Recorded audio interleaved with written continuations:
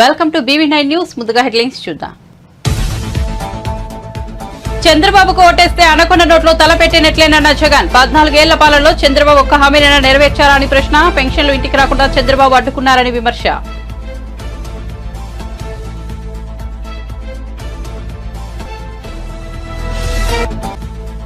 ఏలూరు జిల్లా నూజివీడులో ప్రజాగలం సభ. ఈ ముఖ్యమంత్రి ఎవరి కోసం పనిచేస్తున్నాడంటూ చంద్రబాబు ధ్వజం. ఇతడేసే ఎంగిలి మెతుకులతో మనం బతకాలా అంటూ ఆగ్రహం.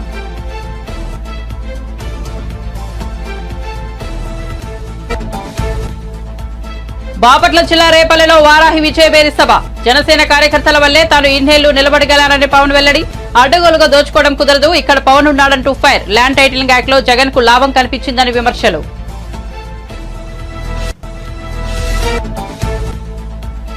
అందుకే ఖమ్మం జిల్లా రాజకీయాల్లో ఎక్కువ తలదూర్చడంలోనే రేవంత్ రెడ్డి ఆసక్తికర వ్యాఖ్య. ఖమ్మం జిల్లా వారికి పట్టుదల చైతన్యం ఎక్కువని, అనుకున్న దానికోసం ఎంత దూరమైనా వెళ్తారన్న సీఎం.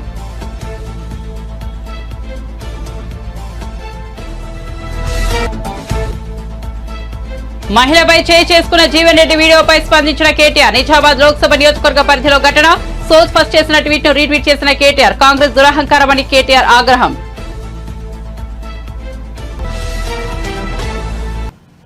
ఇక వార్త వివరాల్లోకి వెళ్తే ఇచ్చిన అన్ని హామీలను ఈ 59 నెలల పాలనలో పూర్తి చేస్తామని సీఎం జగన్ అన్నారు.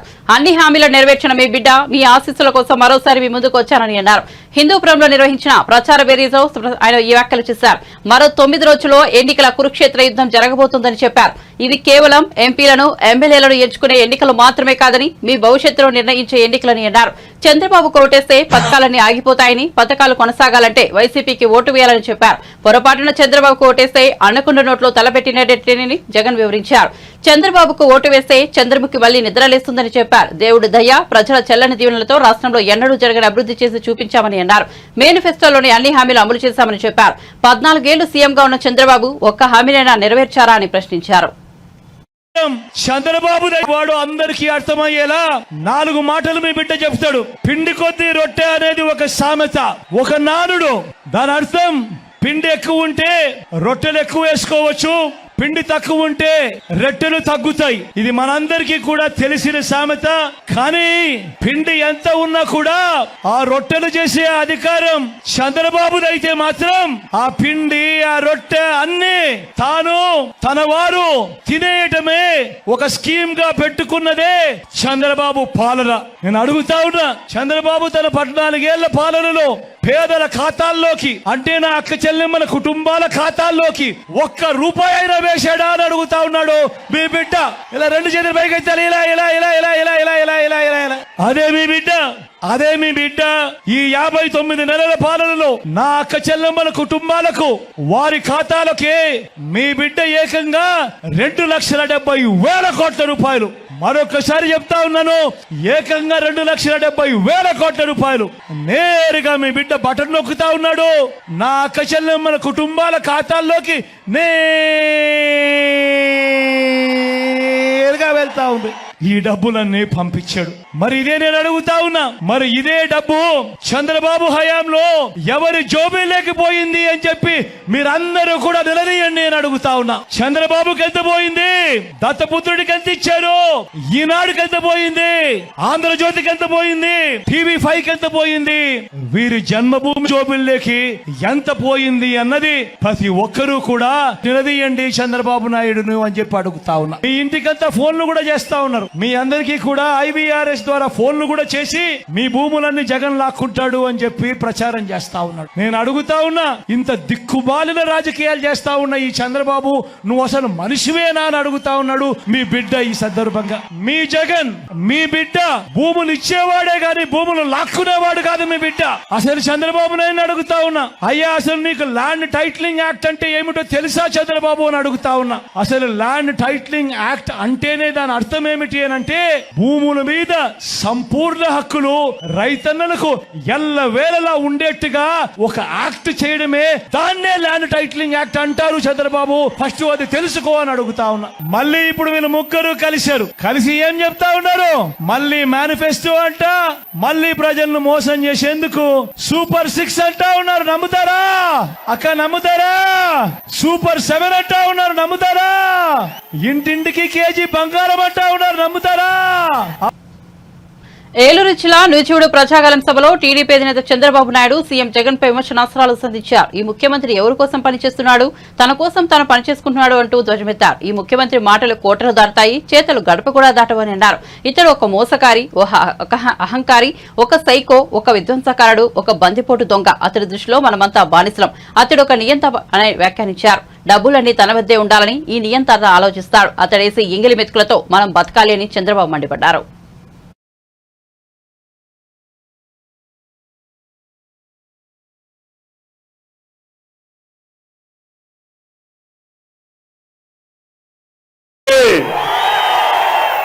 బ్రహ్మాండమైన మెజారిటీ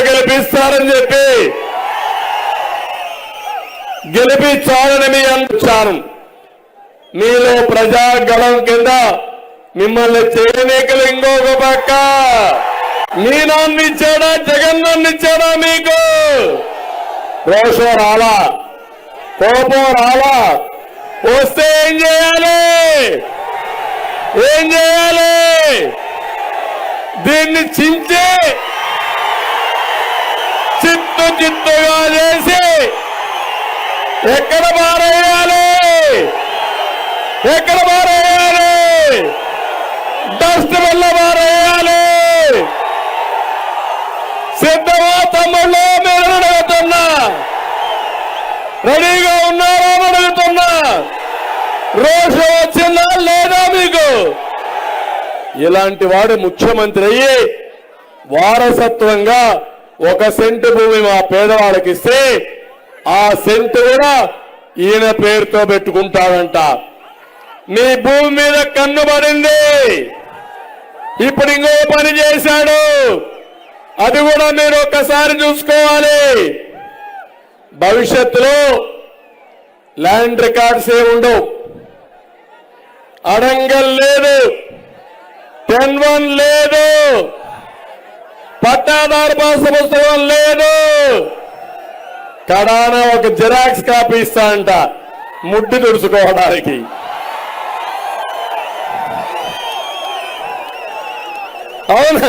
అవునా కాదా? రద్దు చేయాలా లేదా? రద్దు చేయాలంటే గట్టిగా చెప్పండి. నేను అడుగుతున్నా, భరోసా ఇస్తాడంట ఈ జగన్మోహన్ రెడ్డి. నా ఆస్తిని దగ్గర పెట్టుకొని నాకు భరోసా ఇస్తావా? ఎవడిచ్చాడు నీకు అధికారం? నీకు అధికారం ఇచ్చింది 5 ఏళ్ళు, అయిపోయింది 5 ఏళ్ళు. మే 13తో నీ డేట్ అయిపోయింది. నీ అధికారానికి చెల్లు చీటి. బాపట్ల జిల్లా రేపల్లెలో నిర్వహించిన వారాహి విజయబేరి సభకు జనసేనాని పవన్ కళ్యాణ్ హాజరయ్యారు. ఈ సందర్భంగా ఆయన ప్రసంగిస్తూ తాను అనేక సవాళ్లు ఎదుర్కొని టీడీపీకి అండగా నిలబడగలిగానంటే అందుకు కారణం జన సైనికులు, వీర మహిళలేనని అన్నారు. తాను ఓడిపోయినప్పటికీ బలంగా నిలబడగలనంటే అందుకు కారణం జనసేన పార్టీ కార్యకర్తలేనని స్పష్టం చేశారు. ఎన్నో ఉలిదెబ్బలు తట్టుకున్న శిల అందమైన విగ్రహంలా మారుతుందని, ఈ దశాబ్ద కాలంలో ఎదుర్కొన్న ఎదురు దెబ్బలతో జనసేన పార్టీకి కూడా ఒక అందమైన రూపు వస్తుందని భావిస్తున్నట్లు తెలిపారు. అనగానే సత్యప్రసాద్ గారు లాంటి వాళ్ళు కలుపుకెళ్ళాలి, అలాగే మన చంద్రశేఖర్ గారిని కలుపుకెళ్ళాలి. వీళ్ళందరికీ ఎందుకు నేను ఒకటే అనుకున్నా, నేను బతికుండగా ఈ రాష్ట్రానికి అన్యాయం జరగనివ్వను, తెలుగు ప్రజల ఐక్యతకి అన్యాయం జరగనివ్వను, భారతదేశ సమగ్రతకి అన్యాయం జరగనివ్వను, భంగం వాటిల్లనివ్వను. పొలాల్లో నిలిచిపోయిన డ్రైన్లు పారుదల గాక కుళ్ళిపోతా ఉంది. ఇక్కడ ఒక్క మన రేపల్లె సమస్య కాదు, ఏ మూలకెళ్ళిన ఇదే సమస్య. మనకి ముఖ్యంగా అరవపల్లి, ఉప్పూడి పరిసరాల డ్రైన్లు, వాటిని మీరు చూడండి. అక్కడ వెళ్ళి చూస్తే గుర్రపు డెక్క, నాచు, ప్లాస్టిక్, రకరకాల నానా వ్యర్థాలతో నిండిపోయింది. ఎవరు బాధ్యత తీసుకుంటారు?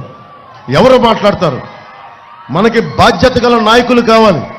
కూర్చున్న ఎమ్మెల్యేలు తెలంగాణ నుంచి, కర్ణాటక నుంచి ఇళ్లకొచ్చి ప్యాకాట క్లబ్లు నడిపించడం తప్ప వీళ్ళకి డ్రైన్లు పొడ్చాలని, డ్రైన్లు శుద్ధి చేయాలని బాధ్యత లేదు వీళ్ళకి.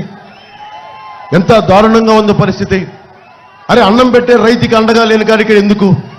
మరి చుట్టుపక్కల మన జీవనదులు బోల్డన్ ఉన్నాయి, మనకి ఇన్ని పంట కాలువలు ఉన్నాయి, ఇన్ని ఇరిగేషన్ ప్రాజెక్టులు ఉన్నాయి, ఇంకా తాగునీటికి సమస్య ఉంది. ఏ నియోజకవర్గంకి వెళ్ళు తాగునీటి సమస్య. ఒక జల్ జీవన్ మిషన్ కేంద్ర ప్రభుత్వానికి ఉంది, ప్రధానమంత్రి గారు స్టార్ట్ చేసింది.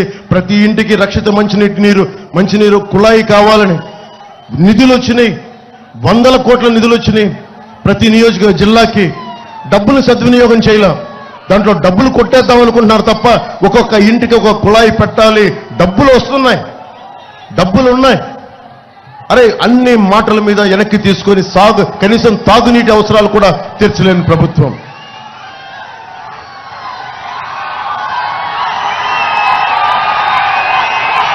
రేపల్లె ఒక సముద్ర తీరం ప్రాంతం ఎంత గొప్పగా డెవలప్ చేయొచ్చు, ఎంత గొప్ప పర్యాటక కేంద్రంగా తయారు చేయొచ్చు. కానీ ఇది పేకాటకి కేర్ ఆఫ్ అడ్రస్గా అయిపోయింది. పేకాటకి యువతకి మనం ఏం చెప్తాం? పేకాటక.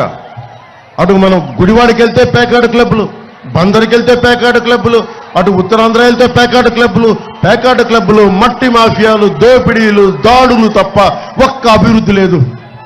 మాట్లాడదామంటే భయపెడతారు, నోరు తెరుద్దామంటే గొంతులోకేద్దాం అంటారు.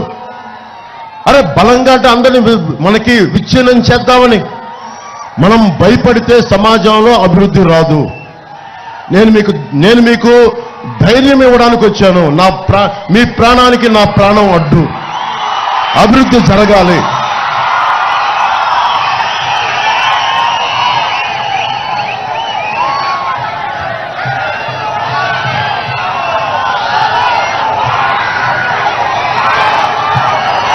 నిర్వీర్యం చేయడం వల్ల ఆ పని ముందుకెళ్ళనివ్వట్ల. అలాగే మనం కూర్చోబెట్టి స్వభావం రీత్యా ఇది ఇసుక నేల, డ్రైనేజ్ మురికి నీరు బయటికి రావడం వల్ల అస్తవ్యస్తంగా అయిపోద్ది. దీని గురించి మాట్లాడేవాడెవడు? పేకాట క్లబ్ల మీద ఉన్న జోరు హుషారు ప్రజా సమస్యల మీద, తాగునీటి సమస్యల మీద లేదు. ఇందాక చెప్పినట్టుగా land titling act, land grabbing act, అది జగన్ ల్యాండ్ గ్రాబింగ్ యాక్ట్. అది ముందేం చేశాడు?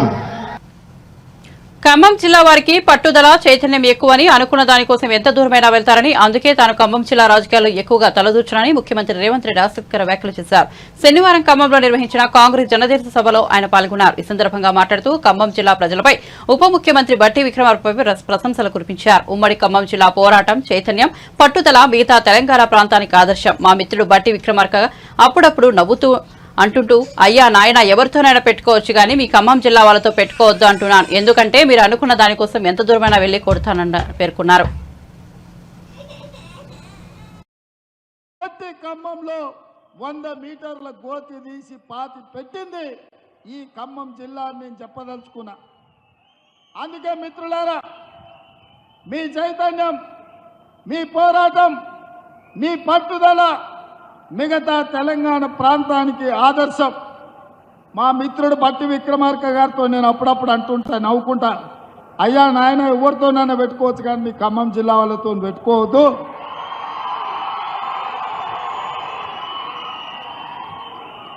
ఎందుకంటే ఎంత దూరమైనా మీరు అనుకున్న దానికోసం కొట్లాడతారు.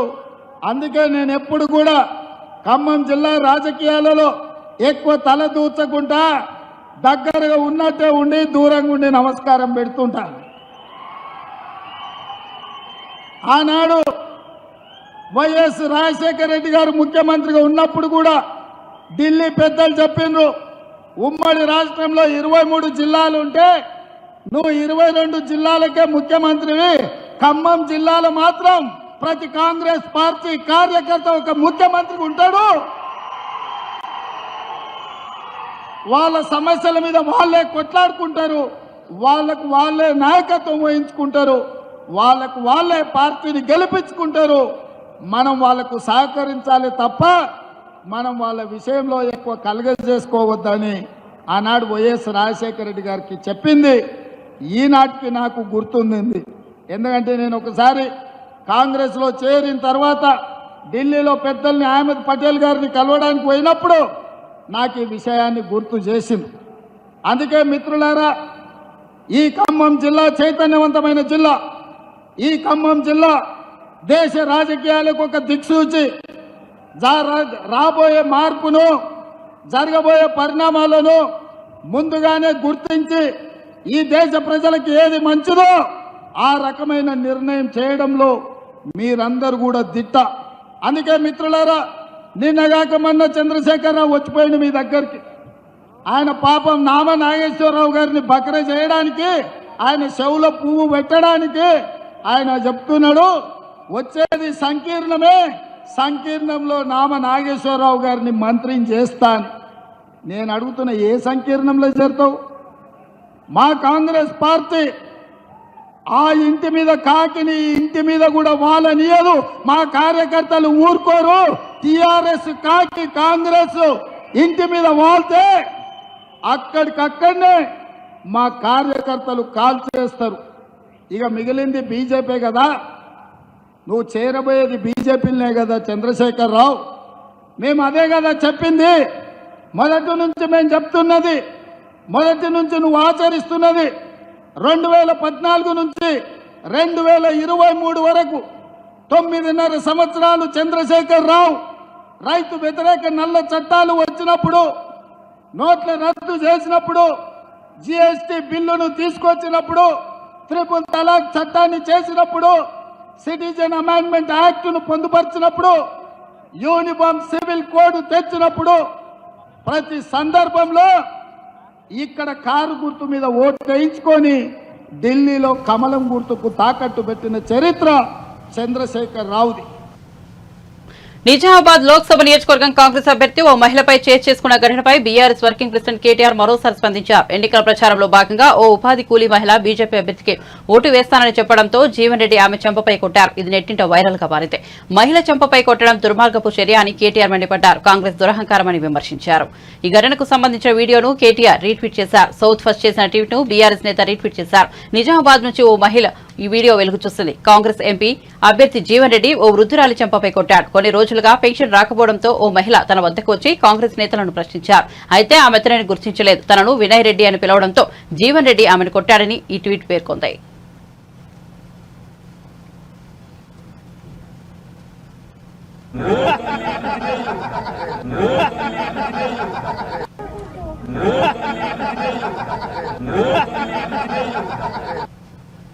ల్యాండ్ టైటిలింగ్ యాక్ట్ పై విపక్షాలు దుమ్మెత్తిపోస్తుండటం పట్ల ఏపీ ప్రభుత్వ సలహాదారు సజ్జల రామకృష్ణారెడ్డి మీడియా సమావేశం నిర్వహించారు.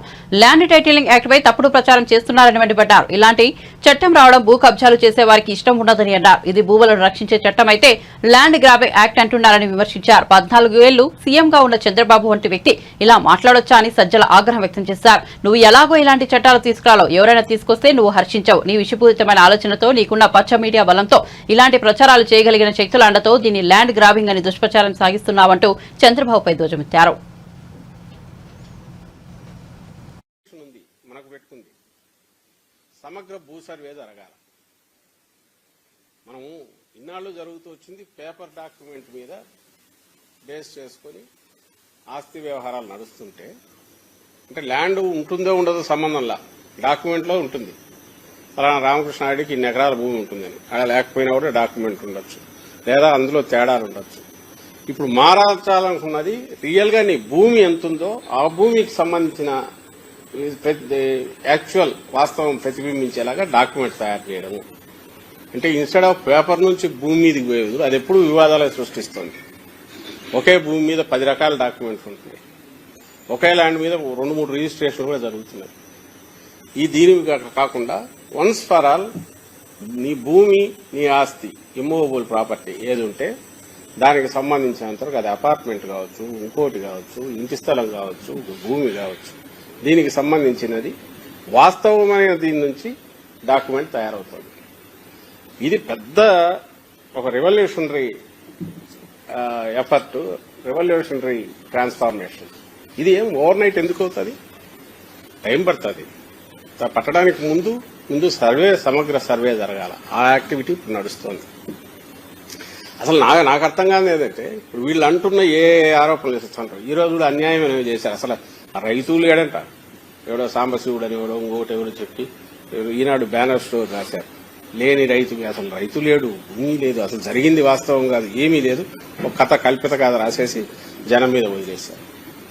కేవలం సర్క్యులేషన్ ఉంది కదా అని చెప్పి నమ్ముతారు. అక్షరం అంటే ఇప్పటికే గౌరవం ఉంటుంది, వాస్తవం ఉంటుంది అని అనుకుంటారు కాబట్టి నమ్ముతారు. చేసి రాసి పడేశాడు జనం మీద.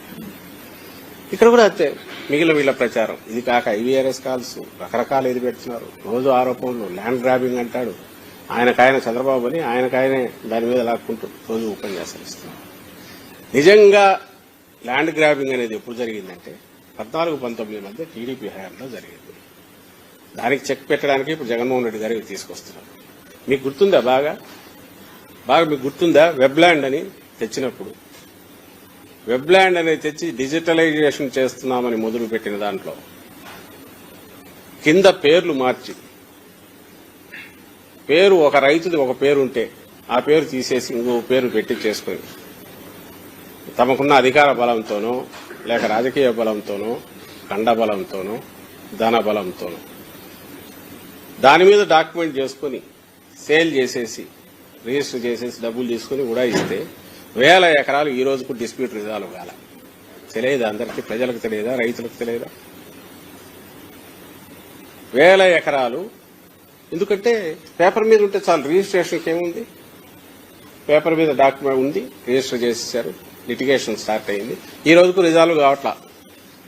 ఎందుకంటే మళ్ళీ ఆర్డీఓకి చేసుకోవాలి, ఆర్డీఓ నుంచి మళ్ళీ జేసీ దగ్గర కాకపోతే తర్వాత మళ్ళీ కోర్టుకు పోవాలి, లేదా కోర్టుకు పోయినా మళ్ళీ ఇక్కడికే రెఫర్ చేస్తారు. ఇది ఒకటైతే ఇంకా క్లాసిక్ ఎగ్జాంపుల్ చెప్పేదా, CRDA ఏరియా మ్యూటేషన్ అనేది ఫైనల్. ఒకరి దగ్గర నుంచి ఇంకొకరి దగ్గరికి పేరు మారాలంటే ఫైనల్ చేసేస్తే ఒక సుబ్బరాయుడు అనే పేరు. వైఎస్ఆర్సీపీ పాలనలో మహిళలకు శాంతి భద్రతలు కరువయ్యాయని బీజేపీ నాయకురాలు షాదినేని యామిని శర్మ విమర్శించారు. విజయవాడలోని బీజేపీ కార్యాలయంలో కూటమి నేతలతో ఆమె ప్రత్యేక సమావేశం నిర్వహించారు. సీఎం నివాసానికి సమీపంలో అఘాయిత్యాలు జరుగుతున్నా నిందితులపై కఠిన చర్యలు తీసుకోలేదని మండిపడ్డారు. వైఎస్ఆర్సీపీ ప్రభుత్వం యువతను డ్రగ్స్, గాంజాయికి బానిసలను చేసిందని ఆమె దుయ్యబట్టారు.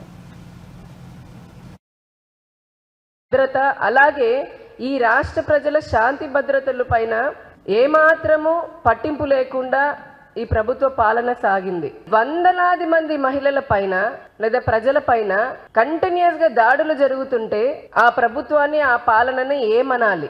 మన రాష్ట్రంలో చూస్తే గడిచినటువంటి వైసీపీ పాలనలో 650కి పైగా మహిళల పైన అత్యంత దారుణమైనటువంటి ఘటనలు జరిగాయి. ఇన్ని వందలాది సంఖ్యలో ఘటనలు జరుగుతున్నప్పటికీ కూడా ప్రభుత్వము, ముఖ్యమంత్రి గారు మహిళలు 2 హోంమంత్రిలాగా పనిచేశారు. వారు లేదా మహిళా కమిషను నిమ్మకి నీరెత్తినట్టుగా ఉన్నారు. అంటే దీన్ని బట్టి ఏమర్థం చేసుకోవాలి?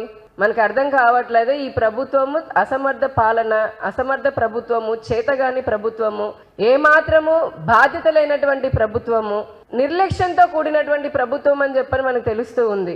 2019 నుంచి 21 వరకు ఉన్నటువంటి మనం NCRB రిపోర్ట్ తీస్తే గనక అక్షరాల 22,278 మహిళలు, దాంట్లో 7,920 మంది బాలికలు, వారందరూ మిస్సింగ్ అయిపోయారు. మిస్సింగ్ అంటే కనపడట్లేదు ఈ రాష్ట్రంలో. అప్పుడప్పుడు వచ్చి డీజీపీ లేదా కొంతమంది ఎస్పీలు వచ్చి మాట్లాడతారు, మా రాష్ట్రంలో మా పోలీసు వ్యవస్థ బాగా భద్రతనిస్తుందని. మేము ప్రశ్నిస్తున్నాం, పదే అడిగాము శ్వేతపత్రం రిలీజ్ చేయమని. కానీ ఇంతవరకైనా సరైన లెక్కలు చెప్పారా? ఆ 22,000 మంది పేర్లు వీళ్ళు, లేదా అందులో ఎంతమంది తిరిగి తెచ్చాము? ఒకవేళ నేరాలు జరిగి ఉంటే కనుక, కిడ్నాపులు ఇట్లాంటివి జరిగి ఉంటే వారిపైన పలానా సెక్షన్ కింద, పలానా చట్టం కింద కేసులు పెట్టాము అని చెప్పని ఏమైనా చెప్పే ధైర్యం నిజంగా ఈ రోజున రాష్ట్ర ప్రభుత్వానికి ఉందా? వ్యభిచారం కోసం మహిళలను అక్రమ రవాణా, హ్యూమన్ ట్రాఫికింగ్ చేసేటటువంటి రాష్ట్రాల్లో ఆంధ్రప్రదేశ్ 3వ స్థానంలో ఉంది. అభివృద్ధిలో నెంబర్ 1 స్థానంగా ఉన్నటువంటి రాష్ట్రము, ఉండాల్సినటువంటి అన్ని సహజ వనరులు ఉండి అభివృద్ధిలో నెంబర్ 1 సాధించాల్సినటువంటి ఉండాల్సినటువంటి రాష్ట్రము ఈ రోజున హ్యూమన్ ట్రాఫికింగ్ లో 3rd ప్లేస్లో ఉంది. డ్రగ్స్ మనందరూ తెలిసిందే, వేలాది కిలోల డ్రగ్స్ కానీ, గంజాయి, లక్షల మద్యాన్ని ఏమంటారు లీటర్లు ఏరులై పారుతున్నటువంటి మద్యానికి కేర్ ఆఫ్ అడ్రస్ లాగా నెంబర్ 1 లాగా ఉంది. కానీ ప్రజలని రక్షించే క్రమంలో అట్టడుగు స్థాయిలో ఈ రాష్ట్రం ఉంది. దీనివల్ల మహిళలు ఇప్పుడు చాలా చోట్ల చూసాము, సీఎం ఇంటి పక్కనే జరిగింది. దానికి కారణాలు ఎవరు? అక్కడ సీతానగరం దగ్గర జరిగినప్పుడు బ్లేడ్ బ్యాచ్, అక్కడ ఉన్నటువంటి గంజాయి బ్యాచ్ కాదా? అలా రాష్ట్రంలో చూస్తే గుంటూరులో నడి బొడ్డున ఒక అమ్మాయిని నరికి చంపారు. ఇక్కడ విజయవాడ ప్రభుత్వ ఆసుపత్రిలో ఒక అమ్మాయి పైన అత్యాచారం జరిగింది. సీఎం సొంత జిల్లా కడప జిల్లాలో, అలాగే పులివెందులలో కూడా మహిళ పైన అత్యాచారం జరిగింది. ఎంతో మంది ఎస్సీ మహిళల పైన, దళిత గిరిజనుల పైన కేసీఆర్ ఏం చేస్తే దానికి వ్యతిరేకంగా చేయాలన్న ధోరణిలో ముఖ్యమంత్రి రేవంత్ రెడ్డి వైఖరి ఉందని బీఆర్ఎస్ వర్కింగ్ ప్రెసిడెంట్ మాజీ మంత్రి కేటీఆర్ ఆరోపించారు. రాజన్న సిరిసిల్ల జిల్లా సిరిసిల్ల పట్టణంలోని తెలంగాణ భవన్లో ఏర్పాటు చేసిన మీడియా సమావేశంలో మాట్లాడారు. కొత్త జిల్లాల ఏర్పాటు ప్రజల ఆకాంక్షకు అనుగుణంగా ప్రజా ఉద్యమాలలో ఏర్పాటు చేసినట్లు కేటీఆర్ చెప్పారు. పార్లమెంట్ స్థాయికి ఒక జిల్లా ఉండాలని కాంగ్రెస్ నేతలు చెబుతున్నారని వివరించారు. 33 జిల్లాలో ఏ జిల్లాలను తొలగిస్తారో, ఏ జిల్లాలను ఉంచుతారో వెల్లడించాలని డిమాండ్ చేశారు. రుణమాఫీ 6 గ్యారెంటీల అమలుపై రేవంత్ రెడ్డి తేదీలు మార్చుతున్నారని ఎద్దేవా చేశారు. రేవంత్ రెడ్డి గారు ఇవాళ రాష్ట్రాన్ని నడిపిస్తున్న విధానం కనబడతాం. రేవంత్ రెడ్డి గారి నుంచి ఆశించింది ఏంటంటే, మేము రాజన్న సిరిసిల్ల జిల్లాను కొనసాగిస్తాం, కొత్త జిల్లాలను ఇట్లే కొనసాగిస్తాం, అధికార వికేంద్రీకరణ వల్ల, పరిపాలనను వికేంద్రీకరించడం వల్ల ప్రజలకు అధికారులు చేరువైనారు, సంక్షేమ ఫలాలు మంచిగా అందుతున్నాయి, కలెక్టర్లు, జిల్లా స్థాయి అధికారులు అందరూ కూడా ఇక్కడే కొలువు ఉండడం వల్ల, చిన్న జిల్లాలు కావడం వల్ల ప్రజలకు లాభం జరిగింది, నా తప్పు నేను తెలుసుకున్నాను, నాకు బుద్ధి వచ్చింది, చెంపలేసుకుంటున్న జిల్లాలను కొనసాగిస్తున్నా అని చెప్తాడేమో అనుకున్నా. కానీ ఈ ముఖ్యమంత్రి వైఖరి ఎట్లా ఉందంటే, కేసీఆర్ ఏం చేస్తే దానికి ఉల్టా చేయాలి. కేసీఆర్ గారు 3,000 కోట్ల రూపాయల బతుకమ్మ చీరల ఆర్డర్లు ఇచ్చినారు. ఇక్కడి బతుకు నిలబెట్టినారు, సిరిసిల్ల నేతన్నల బతుకు నిలబెట్టిండు. నెలకు 15-20 రూపాయలు సంపాదించుకునే విధంగా, గౌరవప్రదంగా జీవించే విధంగా సిరిసిల్ల నేతన్నలకు ఒక గౌరవాన్ని ఇచ్చింది కేసీఆర్ ప్రభుత్వం. జిల్లా ప్రజలకు కాంగ్రెస్ పార్టీ స్పష్టత ఇయ్యాలి. అసలు రాజన్న సిరిసిల్ల జిల్లాను కొనసాగిస్తారా, తీసేస్తారా? 33 జిల్లాల్లో 17 జిల్లాలనే చేయదలుచుకుంటే ఏ 16 జిల్లాలు మీరు తీసేస్తారు? నాగర్ కర్నూలు పార్లమెంట్ లో 3 జిల్లాలు ఉన్నాయి. నాగర్ కర్నూలు జిల్లా ఉంది, వనపర్తి జిల్లా ఉంది, అదేవిధంగా గద్వాల జిల్లా ఉంది. మరి దేన్ని ఉంచుతారు, దేన్ని తీసేస్తారో తేడా తెల్లం చేయాలి ముఖ్యమంత్రి రేవంత్ రెడ్డి, ఆయన కాంగ్రెస్ పార్టీ వాళ్ళు. నేను డిమాండ్ చేస్తా ఉన్నా, ఇంకొక డిమాండ్ కూడా నేను చేస్తా ఉన్నా, రాజన్న సిరిసిల్ల వేదికగా ఇకనైనా చేసిన తప్పుకు చెంపలేసుకోండి, బుద్ధి తెచ్చుకోండి. సిరిసిల్లలో మళ్ళీ నేతన్నల ఆత్మహత్యలు తిరిగి ప్రారంభమైనాయి. ఇప్పటికైనా కొద్దిగా జ్ఞానం తెచ్చుకొని బుద్ధిహీనంగా ప్రవర్తించడం మానుకొని, ఇంకా పిచ్చివాగుడు మాగడం మానుకొని, ఇప్పటికైనా మరి నేతన్నలకు తిరిగి ఆర్డర్లు ఇవ్వండి. ఇచ్చి బతుకమ్మ చీరకు మేము 3,000 కోట్ల ఆర్డర్లు ఇస్తే 5-6 ఏళ్లలో నీకు దమ్ముంటే 6,000 కోట్ల ఆర్డర్లు ఇంకా మంచి చీరలు తయారు చేయించు, లేదా కాటన్ పరిశ్రమకు ఊతమిచ్చే విధంగా వ్యవహరించు. అంతేగాని మూర్ఖుడిలాగా ఇవాళ ప్రజల ఉసురు తీసుకునే విధంగా, నేతన్నల ఉసురు తాకే విధంగా ఈ దిక్కుమాలిన రాజకీయాలు చేయవద్దని చెప్పి కూడా రేవంత్ రెడ్డి గారికి నేను విజ్ఞప్తి చేస్తా ఉన్నా. మీ వైఖరి ఏంది అసలు? నేత కార్మికులను ఆదుకుంటారా, లేకపోతే వాళ్ళు చస్తా ఉంటే చూస్తా ఊరుకుంటారా చెప్పాలని చెప్పి కూడా నేను డిమాండ్ చేస్తా ఉన్నా. నిన్న మేము ఊహించింది, ఆశించింది ఈ ప్రాంతంలో ప్రజలకు సాంత్వన చేకూర్చే మాటలు. నిన్న మొన్నటి దాకా తంగళ్లపల్లి బ్రిడ్జ్ కింద నీళ్లు కనబడుతుండే మంచిగా, గోదావరి నీళ్లు. ఇలా మాయమైన రేవంత్ రెడ్డి వచ్చినాయి. దాన్ని ఏం చేస్తావో చెప్పవు. ఇక్కడికి వచ్చినావు, మరి ఇక్కడ బోర్లు ఎత్తిపోతున్నాయి. మళ్ళీ ప్రజలు గొంతెండి నీళ్ల కోసం అలమటిస్తా ఉన్నారు, రైతుల పంటలు ఎండిపోతా ఉన్నాయి. దాని మీద ఒక్క మాట మాట్లాడలేదు. ఇట్లాంటి సిగ్గుమాలిన ప్రభుత్వం, ఇట్లాంటి తుగ్లక్ పాలన ఇవాళ ప్రజలు చూసి అసహించుకుంటా ఉన్నారు, నవ్వుకుంటా ఉన్నారు. నువ్వు చెప్పే అబద్ధాలు, అసత్యాలు ప్రజలు ఇవాళ చీత్కరించుకుంటా ఉన్నారు. 6 గ్యారంటీల్లో 5 అమలు చేసినా అని సిగ్గు లేకుండా నువ్వు బొంకుతుంటే, హోర్డింగ్లలో పెట్టుకుంటే ప్రజలు ఇవాళ నవ్వుకుంటున్నారు, చీత్కరించుకుంటా ఉన్నారు. బులెటిన్ ముగించే ముందు హెడ్లైన్స్ మరోసారి చూద్దాం. చంద్రబాబుకు ఓటేస్తే అనకొండ నోట్లో తలపెట్టినట్లేనన్న జగన్. 14 ఏళ్ల పాలనలో చంద్రబాబు ఒక్క హామీనైనా నెరవేర్చారా అని ప్రశ్న. పెన్షన్లు ఇంటికి రాకుండా చంద్రబాబు అడ్డుకున్నారని విమర్శ.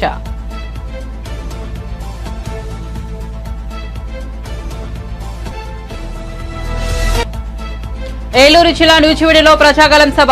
ఈ ముఖ్యమంత్రి ఎవరి కోసం పనిచేస్తున్నాడంటూ చంద్రబాబు ధృతం. ఇతడేసే ఎంగిలి వెతుకులతో మనం బతకాలా అంటూ ఆగ్రహం.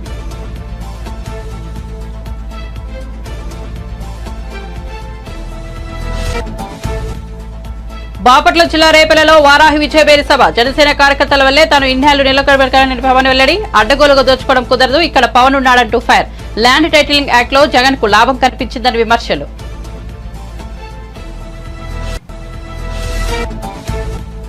అందుకే ఖమ్మం జిల్లా రాజకీయాల్లో ఎక్కువ తలదూర్చడమని రేవంత్ రెడ్డి ఆసక్తికర వ్యాఖ్య. ఖమ్మం జిల్లా వారికి పట్టుదల, చైతన్యం ఎక్కువని, అనుకున్న దానికోసం ఎంత దూరమైనా వెళ్తారన్న సీఎం.